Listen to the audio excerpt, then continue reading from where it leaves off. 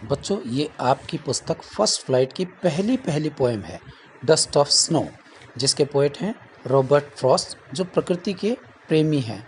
और पोएम में एक पेड़ की टहनी पर एक कौवा बैठा हुआ है। तो आइए पढ़ते हैं पोएम।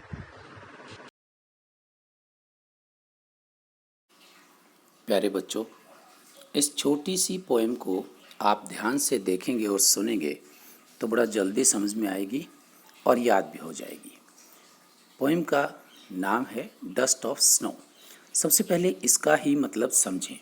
स्नो का मतलब होता है बर्फ़, और बर्फ़ भी कौन सी, जैसे स्नोफॉल होता है। हिली एरियाज़ में अब जब जाते हैं तो वहाँ पर एक बर्फ़ की सफ़ेद चादर सी बिछी नज़र आती है हमें, और वो कौन सी बर्फ़ होती है, उसी को स्नोफॉल कहते हैं। वहाँ तरह तरह के जितने भी ऑब्जेक्ट्स हैं, गाड़ियाँ, मकान या फिर पेड़ों पर भी, पेड़ों के पत्तों पर, टहनियों पर, उसके तनों पर सब जगह बर्फ़ जमी होती है। तो उसी को क्या कहते हैं, डस्ट ऑफ स्नो, यानी बर्फ़ की वो टुकड़े, छोटे छोटे बिल्कुल। और पोएम किसने लिखी है, रॉबर्ट फ्रॉस्ट। नाम भी याद करना आपको पोएट का।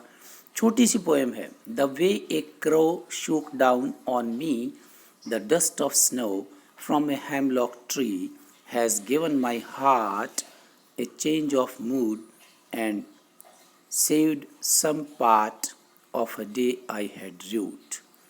तो पोएट क्या कहता है, पोएट इस पोएम में नेचर की पावर दिखाता है, यानी प्रकृति जो है उसमें कितनी पावर है वो दिखाता है। कि poet was in a sad mood, poet बिल्कुल उदासी भरे मूड में था, और उसका मूड किसने बदल दिया, नेचर ने। ऐसा नहीं कि जिस तरह से हम कई बार सैड मूड में हों, घूमने निकल जाते हैं पार्क में, बहुत ज़्यादा फूल खिले हों गुलाब के या गेंदे के, या फिर खेत में चले जाएं, हरी भरी सरसों होती है, येलो फ्लावर्स होते हैं सरसों के, तो वो चीज़ें हमें देख करके बड़ी खुशी होती है। इस तरह का नहीं था, लेकिन क्या था, poet the way a crow, क्या कहता है, जिस ढंग से एक कौवे ने शूक डाउन ऑन मी, मेरे ऊपर गिराई, क्या गिराई, द डस्ट ऑफ स्नो, बर्फ़ की डस्ट, यानी बर्फ़ का वो चूरा, बहुत बारीक, पाउडरी, बिल्कुल पाउडर की तरह से था। From a hemlock tree, hemlock tree, hemlock tree क्या होता है, एक पॉइजनस ट्री होता है जिसको अच्छा नहीं माना जाता, कौवे को भी अच्छा नहीं माना जाता। दोनों ही क्या सिंबल होते हैं, बैड ओमेंस होते हैं, यानी बुरे अपशकुन मान लेते हैं बहुत से लोग इनको, लेकिन हैं दोनों ही प्रकृति की पार्ट्स, प्रकृति के हिस्से। तो फिर दोनों ही क्या करते हैं, पॉजिटिव प्रूव होते हैं पोएट के लिए। कैसे, हैज़ गिवन माई हार्ट, यानी the way a crow shook down on me the dust of snow from a hemlock tree, hemlock tree से जिस ढंग से एक कौवे ने मेरे ऊपर ये बर्फ़ गिराई, उससे क्या हुआ, has given my heart a change of mood, उसने मेरे दिल को बदल दिया। यानी दिल को बदलना मतलब मूड को बदल दिया, मूड को बदलना मतलब दिल को बदल दिया, दोनों एक ही बातें हैं। ए चेंज ऑफ मूड कैसे, and saved some part of a day I had rued, और बाकी का जो दिन मेरा बचा था, यानी he was in a sad mood, rued यहाँ राइम और रिदम के लिए लिया गया है। तो फिर बाकी का जो दिन बचा था वो अच्छा निकला। कैसे निकला, जैसे ही बर्फ़ की फुहार सी उसके ऊपर गिरी, एकदम से उसका मूड बदला। मतलब क्या दिखाना चाह रहा पोएट, कि छोटी छोटी चीज़ें कई बार हमारी लाइफ में होती हैं, बिल्कुल छोटी छोटी, वो बड़ा बदलाव ला देती हैं।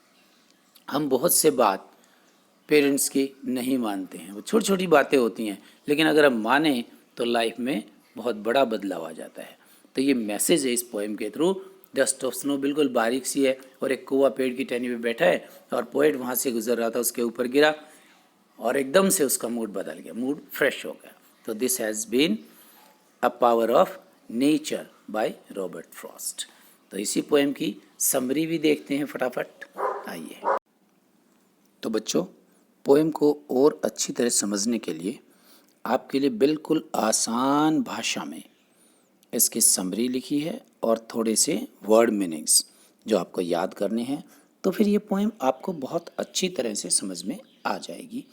और इस समरी को आप स्क्रीनशॉट ले करके लिखें भी, एक बार 2 बार पढ़ेंगे, सुनेंगे, लिखेंगे तो बहुत अच्छी तरह से याद हो जाएगी ये पोएम। डस्ट ऑफ स्नो, बिल्कुल इजी लैंग्वेज से देखिए। This poem is written by Robert Frost. किसी भी पोएम को आप शुरुआत में ये लाइन लिख सकते हैं, कोई भी पोएम हो, कि this poem is written by this and this poet, poet का नाम, जैसे इसमें किसका नाम है, रॉबर्ट फ्रॉस्ट। और फिर क्या है, this is a beautiful small poem with deep meaning. एक सुंदर सी ये छोटी सी पोएम है, गहरे मीनिंग्स हैं। अब गहरे मीनिंग क्या, मैंने लास्ट में एक बात बताई थी ना कि छोटी छोटी बातों का असर बहुत बड़ा होता है, उसी तरह से इस पोएम में गहरा मीनिंग है। क्या है कि in this poem the poet tells us, poet हमें क्या बताता है, about the power of nature, यानी नेचर कितना पावरफुल है, नेचर के ऑब्जेक्ट्स कितने पावरफुल है, उनके बारे में बताता है। द पोएट शोज, यानी क्या दिखाता है इस पोएम में हमें, पोएट क्या दिखाता है, that nature has good impact upon us, कि प्रकृति का हमारे ऊपर बहुत अच्छा प्रभाव पड़ता है। इम्पैक्ट का मतलब क्या होता है, प्रभाव। प्रकृति का हमारे पर बहुत अच्छा प्रभाव भी कैसा, यहाँ देखोगे आप, पॉजिटिव इम्पैक्ट रहता है, positive impact. He tells his own experiences, अपने ही, ऑन माने अपने, अपना अनुभव बताता है। One day he was in a sad mood, एक बहुत उदास मूड में था, and he was passing by A hemlock tree, और उदास मूड में था और कहाँ से जा रहा था, हेमलॉक ट्री के नीचे से।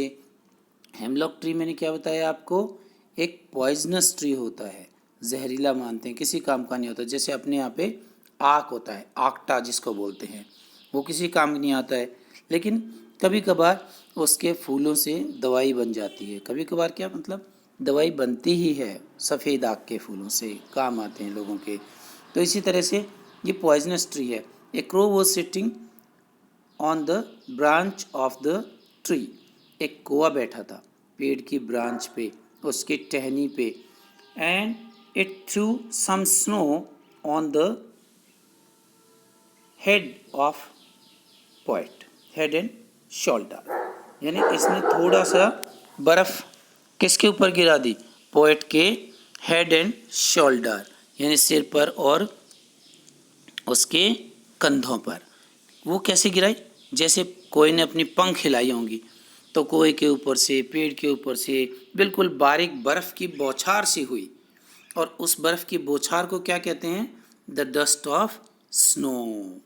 यही है वो dust of snow which changed poets mood, जिसने पोएट का मूड ही बदल दिया। मूड कैसे बदल दिया, वो बड़ा खुश हो गया, अरे ये क्या हुआ, अचानक ये चेंज हुआ।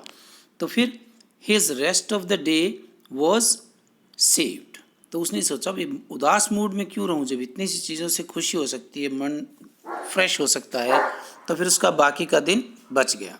ही was in A happy mood now, अब बड़ा खुश हो गया। तो फिर in this way the so called negative symbol, so called क्यों कहा गया, तथाकथित, जिनको हम नेगेटिव मानते हैं, poisonous tree, crow, negative symbols जो होते हैं, ये क्रो और हेमलॉक ट्री दोनों ही, ये दे रखा है ना, देखिए ध्यान से देखना भी है और लिखना भी है। ये सो कॉल्ड थे, they brought positivity for the poet, यानी पोएट के लिए वो पॉजिटिविटी लेकर के आए, पॉजिटिव रहे। और so nature has a great power, a little thing sometimes, ये मैसेज है, कई बार एक छोटी सी चीज़ होती है जो that brings about big changes in our life, हमारे जीवन में बड़े बड़े बदलाव ला देती है। और इसी पोएम के आप देखोगे 3-4 मीनिंग्स हैं बस। Shook second form of shake, shake की सेकेंड फॉर्म हिलना या हिलाना। Hemlock a tree with is poisonous, यानी पॉइजनस ट्री है, विद स्मॉल वाइट फ्लावर्स, छोटे छोटे फूल भी होते हैं लेकिन पॉइजनस है, जैसे मैंने बताया आग की तरह से। Mood A state of mind, यानी दिमाग की एक ऐसी अवस्था, हैप्पी और सैड मूड, जैसे हम भी होते हैं, कई बार खुश होते हैं, कई बार उदास होते हैं, लेकिन उदास हों और नेचर की शरण में चले जाएं तो फिर हम खुश होंगे ही होंगे। रूड का मतलब क्या होता है, रूड, हेल्ड इन रिग्रेट मतलब पश्चाताप करना, पश्चाताप करना, रंज करना किसी बात का, शोक या विलाप करना, उसको रूड कहते हैं। यानी उसका दिन पूरा खराब हो गया था, पश्चाताप कर रहा था, पास्ट इन रूड, लेकिन अब जो था बाकी का दिन उसका अच्छा निकलेगा। और डस्ट बताया ही था मैंने, वेरी स्मॉल पीसीज या पार्टिकल्स भी बोलते हैं, पार्टिकल छोटे छोटे, या पाउडरी स्नो। तो ये आपकी पोएम रही। एक बार दो बार देखेंगे तो अच्छी तरह से याद होगी और इसको उतार भी लेंगे अपनी नोटबुक में। Thank you.